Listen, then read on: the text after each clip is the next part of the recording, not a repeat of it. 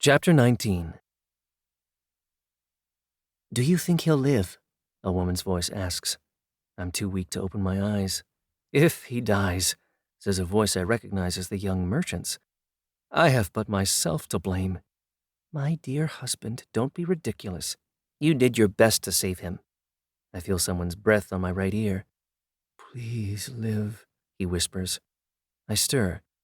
"Oh, look, he's moved," his wife cries with joy. "We've both been saved." I cough up a little water and, feeling better, open my eyes. How long have I been unconscious? The oil lamps are lit, and when I look up at the windows set high in the walls, I see that the sky is filled with stars. I've been unconscious all day. I'm in a large square room with a high ceiling, held up by 4 painted wooden pillars in the form of palm trees. The lofty ceiling and the clear-story windows tell me I'm in the main room at the center of the house. The room is quite airy, having at least 2 doorways in each wall. I'm lying on a settee placed against one of the walls and covered with pillows. Husband and wife are sitting on either side of me, bent over me. I wish I could thank the husband for saving my life. Instead, I lick the hand he's rested under my chin. "Praise the goddess Bastet, protector of cats," the wife says. "Yes. I'll have Kaya fetch some fresh bread and milk from the kitchen. I'll be right back." "My wife doesn't know I'm ruined and tried to kill myself," the young merchant whispers to me when she's gone. "She thinks I'm a hero who risked his life to save a drowning cat. If you hadn't followed me and almost drowned in the process, I'd be dead now, and my family would be left with no one to protect them. By saving you, I've saved myself and them." He shakes his head at the irony, then looks into my eyes and continues whispering, "I don't know why I'm telling you these things, but I like to think you understand what I'm saying to you." If only he knew. I look around. Elena would like this room. She always complains about the clutter in our home in New York, and like any ancient Egyptian room, this one's sparsely furnished. Rugs here and there, small tables for the oil lamps, painted chests against 3 of the walls, and, against the 4th wall, the whitewashed brick settee I'm lying on. And given her artistic nature, Elena would also appreciate how the room is alive with color. The pure white walls, the red pillars with the bright green palm leaves touching the blue ceiling, the vivid colors in the pillows on the settee and in the rugs on the red-tiled floor, and the medley of the fresh-cut flowers in the faience vase in the center of the room between the 4 pillars, in the small sunken space where a brazier might sit during the winter. The young merchant's wife comes back into the room carrying a tray. "Here we are. I brought a little honey as well." She sits down, setting the tray on her lap. There's a loaf of bread, a jar of milk, and a pot of honey. She dips her index finger in the pot, then brings it to my mouth. I raise my head a little and lick all the honey off. She smiles. A beautiful smile on a beautiful face moisturized with precious oils, a glow even in the near darkness of the room. "Look how he stares at me," she says. "It's the same stare I get from men in the street when I pass by." "He's a cat with good taste," her husband says, laughing. "A regular lady's cat you are," she says, kissing me on my head. I feel myself getting red under my fur and purr madly. "The children," he says, "will be happy to have a cat." That's twice today someone has tried to adopt me. I get up on my 4s and jump off the stool. The effort makes me cough, but instead of water, a furball comes out. Husband and wife both laugh. "I guess that means he's completely recovered," he says. She picks up the saucer of milk and sets it on the floor in front of me, then breaks off a piece of the bread and crumbles it with both hands, letting the crumbs splash into the milk. Some droplets of milk land on my nose, but I don't mind. "Go on, eat," she says. She doesn't have to say it twice. I consume the milk-soaked bread with gusto. "The poor beast," he says. "The Aten only knows when he ate last." As I lick my whiskers, I feel a pang of guilt. The last time I ate was with the high priest, and he probably hasn't had anything to eat since. The high priest. He must be desperate by now. He's probably thinking he's never going to see me again. "We'd better retire," the wife says. "It's been a strenuous day for you, and I have a lot to do tomorrow before I take the children to see Grandma. I'll come with you. I'll visit a while, then go to work." You heard what the doctor said. After the ordeal you've had, you need to rest.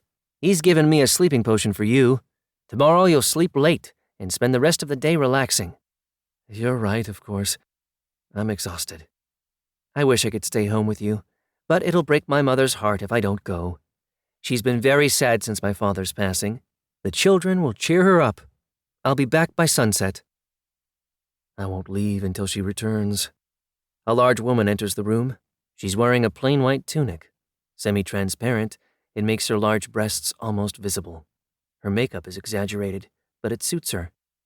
I like the woman. I like humans who enjoy their food, and, judging by her size, she certainly enjoys hers. So the possum survived, she says, looking me over. Indeed he has, Kaya, the wife says. Praise the Aten. Praise the Aten. We're retiring now, Kaya. You go ahead, she says to her husband. I'll bar the doors tonight. Thank you, dear. His wife gets up, then helps him up. He leaves by one of the doorways on either side of the settee. May the Aten protect you during sleep, Kaya, he calls back. May the Aten protect you, your wife, and your children during sleep. I'll bar the front door first, the wife says.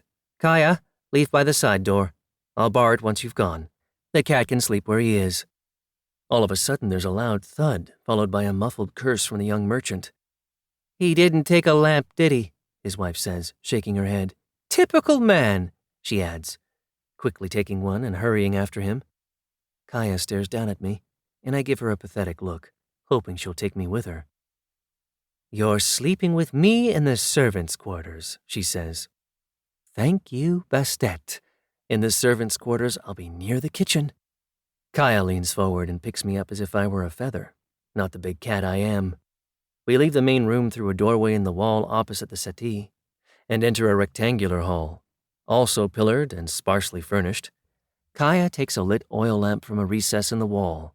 With one hand holding me and the other the lamp, she kicks open one of the double doors, and we enter the courtyard surrounding the house. I recognize the dome-shaped structures as granaries. Kaya walks alongside them to the back of the house, turns the corner, walks toward a long outbuilding.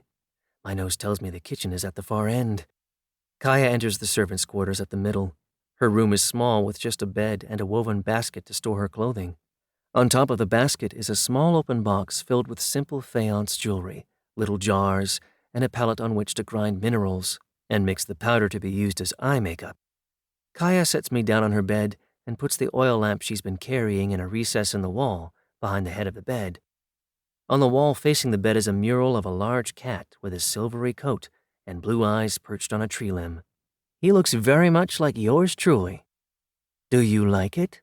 I painted it. It's my imaginary cat. What does she mean? When I was a little girl, she explains as she begins to undress, I wanted so much to own a cat, but my parents were poor.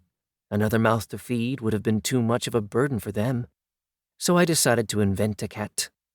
And at night, when everyone was asleep, I'd tell him all my problems and dreams.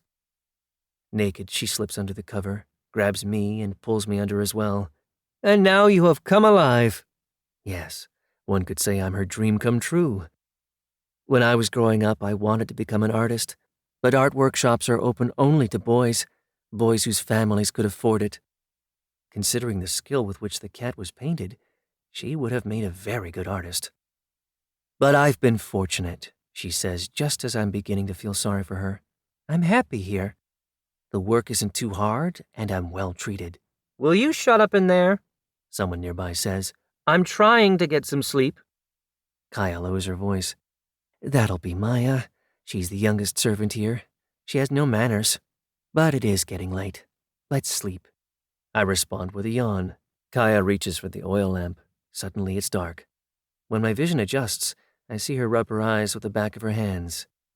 Tears? She falls asleep. But I can't stop thinking about the strange day I've had. Kaya rolls over to my side, puts an arm around me, and pulls me against her breasts. They're soft as butter and smell like freshly baked honey cakes dipped in milk. I sink my head in them. Kaya begins to snore, but I don't mind. I sleep like a kitten.